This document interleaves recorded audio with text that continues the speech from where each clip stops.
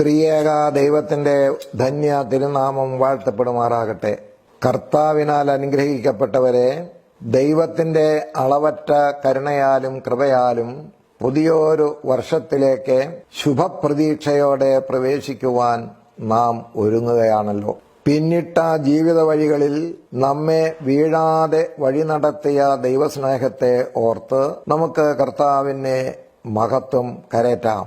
മഹാമാരികളുടെയും പ്രകൃതി ദുരന്തങ്ങളുടെയും മാനസികവും വൈകാരികവുമായ നിരവധി പ്രതിസന്ധികൾക്ക് നടുവിലും ദൈവം നമ്മെ തന്റെ ഹൃദയത്തോട് ചേർത്ത് നിർത്തി ആശ്വസിപ്പിക്കുകയും ധൈര്യപ്പെടുത്തുകയും സ്വർഗീയമായ പ്രത്യാശയിൽ നമ്മെ ഇന്നയോളം നിലനിർത്തുകയും ചെയ്തുവല്ലോ.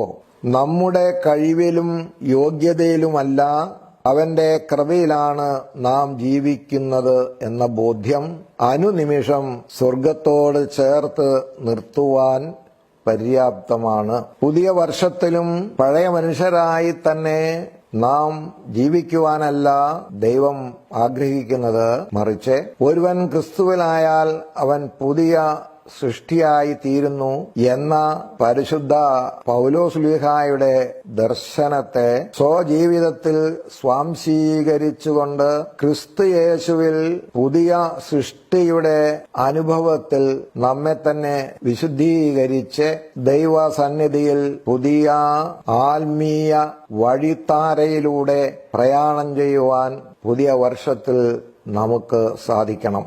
നമ്മുടെ ജീവിതത്തെ ക്രിസ്തുവിനോടും സഭയോടും ചേർത്ത് നിർത്തുമ്പോൾ കൂടുതൽ നന്മയുള്ള മനുഷ്യരായി ലോകത്തിൽ ആയിരിക്കുവാൻ നമുക്ക് കഴിയും.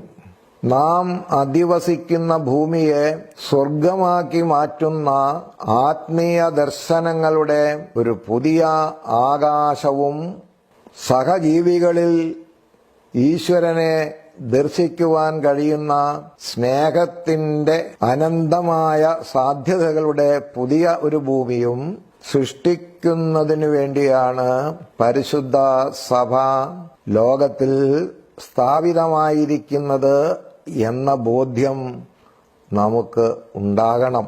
എന്നാൽ ഈ ദൗത്യ നിർവഹണത്തിന്റെ ധാർമ്മികവും ആത്മീയവുമായ മൂല്യങ്ങളെ മുഴുവൻ ബലി കഴിച്ചുകൊണ്ട് ജഡീക സുഖങ്ങളിലും ആഡംബരങ്ങളിലും ആസക്തികളിലും മുഴുകി ദൈവത്തെ മറന്നുള്ള നമ്മുടെ ജീവിതങ്ങൾ വലിയ ദുരന്തങ്ങളിലേക്ക് നമ്മെ കൊണ്ടു ചെന്നെത്തിക്കുമെന്നതിന് യാതൊരു സംശയവുമില്ല.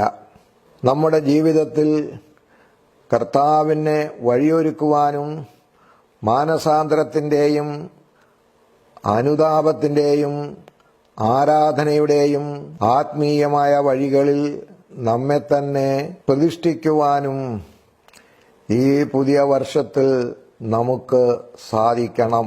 നമ്മുടെ സൽപ്രവർത്തികളാലും നല്ല ജീവിതം മൂലവും ദൈവത്തെ പ്രസാദിപ്പിക്കുന്ന നല്ല മക്കളായി രൂപാന്തരപ്പെടുവാൻ നമുക്ക് സാധിക്കണം.